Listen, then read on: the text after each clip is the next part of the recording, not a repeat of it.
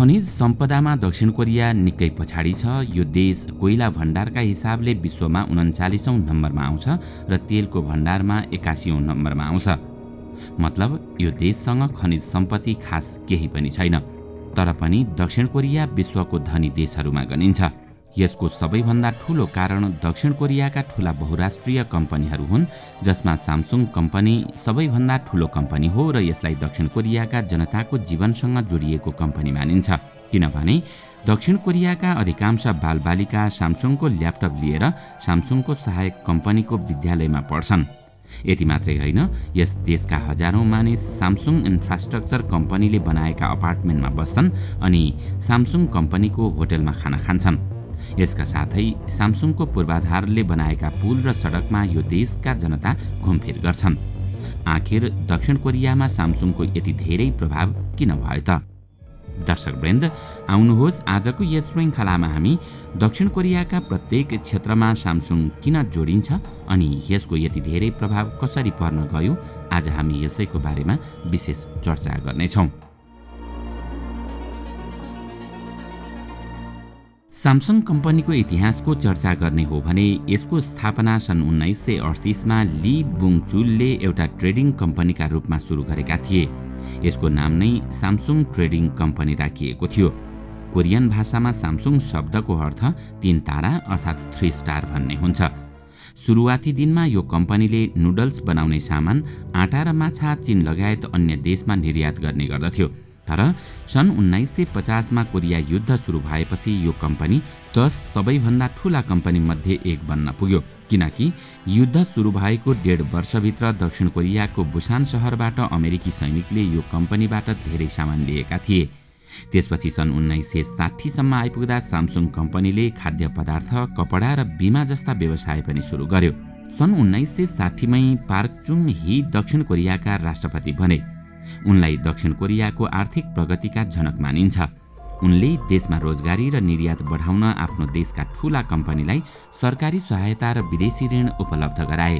त्यसपछि उनले विदेशी कम्पनीलाई दक्षिण कोरियामा व्यापार गर्न प्रतिबन्ध लगाए। यसका साथै उनले घरेलु कम्पनीलाई कर छुट दिए भने सस्तो स्टिल र सरकारी सहयोग उपलब्ध गराए। त्यसबाट सामसुङ, एलजी, हुन्डाई जस्ता कम्पनीले निकै फाइदा उठाए। यिनै कम्पनीका कारण दक्षिण कोरियाको विकास दर 9% सम्म पुग्यो। त्यसकारण सन् 1960 देखि सन् 2021 सम्म दक्षिण कोरियाको जीडीपी प्रत्येक वर्ष औसत 7.18% बढेर $3.95 बिलियन बाट $1.8 ट्रिलियन बन्न पुग्यो। यसका साथै दक्षिण कोरियाको घरेलु उत्पादनको निर्यात 2.6% बाट बढेर सन् 2012मा 54.1% पुगेको थियो। त्यसक्रममा सामसुङ यस्तो कम्पनी थियो जसको दक्षिण कोरियाका सबै राजनीतिक पार्टीसँग घनिष्ठ सम्बन्ध थियो। त्यसकारण सामसुङलाई अझ धेरै फाइदा भयो। किनकि सन् 1960मा ही राष्ट्रपति बनेदेखि नै सरकारी तन्त्रको सहयोगका कारण सामसुङले खुब नाफा कमायो। सामसुङ सन् 1960 को दशकको अन्त्यमा इलेक्ट्रोनिक्स उद्योग र सन् 1970 को दशकको मध्यमा पूर्वाधार र जहाज निर्माण उद्योगमा प्रवेश गर्यो। सन् 1987मा ली बुङ-चुलको मृत्युपछि उनका छोरा ली कुन ही सामसुङ कम्पनीका अध्यक्ष बने। उनी सन् 2008 सम्म र फेरि सन् 2010 देखि सन् 2020 सम्म सामसुङ कम्पनीका अध्यक्ष रहे। सन् 2020मा उनको मृत्यु भयो। त्यति बेलासम्म सामसुङले आफ्नो साम्राज्य संसारभर फैलाइसकेको थियो। त्यही कारण ली कुन हीलाई सामसुङलाई संसारको सबैभन्दा ठूलो व्यापारिक संस्था बनाउने श्रेय पनि दिने गरिन्छ। त्यही कारण अहिले यो कम्पनी दक्षिण कोरियाको सबैभन्दा ठूलो च्याइबोल समूह बन्न सफल भयो। वास्तवमा च्याइबोल दक्षिण कोरियाली शब्द हो। यो शब्द एउटा ठूलो परिवारद्वारा सञ्चालित समूह भन्ने अर्थमा प्रयोग गर्ने गरिन्छ। यसको स्वामित्व र निर्देशन एउटा व्यक्ति र उसको परिवारको हुने गर्दछ। दक्षिण कोरियामा सामसुङ बाहेक अन्य च्याइबोल कम्पनी पनि रहेका छन्। त्यसमा एलजी, हुन्डाई मोटर्स र एसके जस्ता बहुराष्ट्रिय कम्पनी छन्। यति मात्रै होइन, दक्षिण कोरियाका 100 च्याइबोल कम्पनीहरूसँग संयुक्त रूपमा यो देशको सरकारको बराबर सम्पत्ति रहेको छ।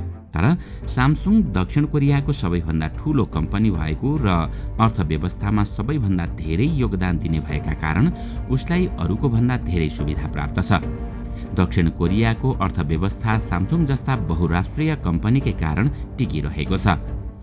दक्षिण कोरियामा सामसुङ कम्पनीको प्रभावको अनुमान तपाईँ यसबाट पनि लगाउन सक्नुहुन्छ कि सन् 2021 मा सामसुङका सबै कम्पनीहरूको कुल राजस्व देशको जीडीपीको लगभग 20.3% थियो, जबकि जापानको सबैभन्दा ठूलो कम्पनी टोयोटाको जापानको जीडीपीमा 5% मात्रै योगदान छ।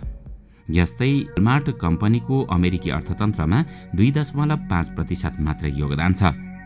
सामसुङका सहयोगी कम्पनीहरूले सन् 2021 मा 418 ट्रिलियन दक्षिण कोरियाली वन राजस्व उत्पन्न गरेका थिए, जबकि दक्षिण कोरियाको कुल जीडीपी 1.3 ट्रिलियन डलर रहेको छ। सामसुङ इलेक्ट्रोनिक्स वार्षिक निर्यातमा 110 बिलियन डलर पार गर्ने पहिलो कोरियाली कम्पनी बन्न सफल भयो। अहिले दक्षिण कोरियाका 80% भन्दा धेरै मानिस सामसुङको मोबाइल चलाउने गर्दछन् र सामसुङ पूर्वाधार विकास कम्पनीले निर्माण गरेको अपार्टमेन्टमा बस्ने गर्दछन्। यति मात्रै होइन, सामसुङ पूर्वाधार विकास कम्पनीले निर्माण गरेका सडक र पुलबाट यात्रा गर्ने गर्दछन्। छुट्टी मनाउन सामसुङ कम्पनीले बनाएका पार्कमा जान्छन् भने बिरामी पर्दा पनि यही कम्पनीका अस्पतालमा जाने गर्दछन्। धेरैजसो नागरिकले सामसुङ कम्पनीमै जीवन बिमा गरेका छन्। समग्रमा सामसुङ कम्पनी सानादेखि ठूला सबै क्षेत्रमा उपस्थित छ। यति मात्रै होइन, सामसुङ कम्पनीको सीधा प्रभाव दक्षिण कोरियाको सरकारमा पनि छ। देशको अर्थव्यवस्थामा सामसुङ कम्पनीको धेरै प्रभाव भएका कारण कतिपय अवस्थामा राष्ट्रपतिलाई पनि पछि हट्नुपर्ने अवस्था आउने गर्दछ। यस्तो अवस्था धेरै पटक देखिएको छ।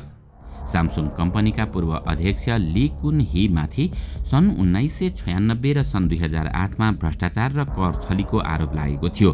त्यो आरोपमा उनी दोषी पनि ठहरिए, तर दक्षिण कोरियाका राष्ट्रपतिले उनको सजाय माफ गरिदिए। सन् 2014 मा फोर्ब्सले ली कुन हीलाई कोरियाका सबैभन्दा शक्तिशाली व्यक्तिको उपाधि दिएको थियो। यसको मतलब उनी कोरियाका राष्ट्रपति भन्दा पनि शक्तिशाली थिए। यति मात्रै होइन, ली कुन हीका छोरा ली जे याङमाथि पनि सन् 2017 मा भ्रष्टाचार र कर छलीको आरोप लागेको थियो। आरोप पुष्टि भएपछि उनलाई 5 वर्षको जेल सजाय पनि सुनाइएको थियो, तर सन् 2021 मा आएर राष्ट्रपतिले उनको सजाय माफी गरिदिए। त्यसपछि उनी फेरि सामसुङका अध्यक्ष भए। हालसालै गरिएको एक सर्वेक्षण अनुसार दक्षिण कोरियाका 70% जनता पनि ली जे याङकै रिहाइकै पक्षमा थिए। दक्षिण कोरियाका जनता पनि सामसुङ कम्पनीलाई आफ्नो देशको पहिचान मान्छन्, त्यही कारण रिपब्लिक अफ सामसुङ पनि भन्ने गरिन्छ। दर्शकवृन्द, आजको श्रृङ्खला तपाईलाई कस्तो लाग्यो हामीलाई कमेन्टमा अवश्य बताउनुहोला। साथै आजको श्रृङ्खला तपाईलाई राम्रो लाग्यो भने लाइक तथा सेयर गरी हाम्रो च्यानललाई सब्स्क्राइब गर्न नभुल्नुहोला र साथमा रहेको बेल आइकन पनि थिच्नुहोस् ताकि हामीले अपलोड गर्ने नयाँ भिडियोको जानकारी सबैभन्दा पहिला तपाईलाई प्राप्त होस्। आजका लागि यति नै। अर्को भिडियोमा अझै रोचक तथ्य लिएर आउने नै छौँ। तबसम्मको लागि बिदा दिनुहोस्। नमस्कार।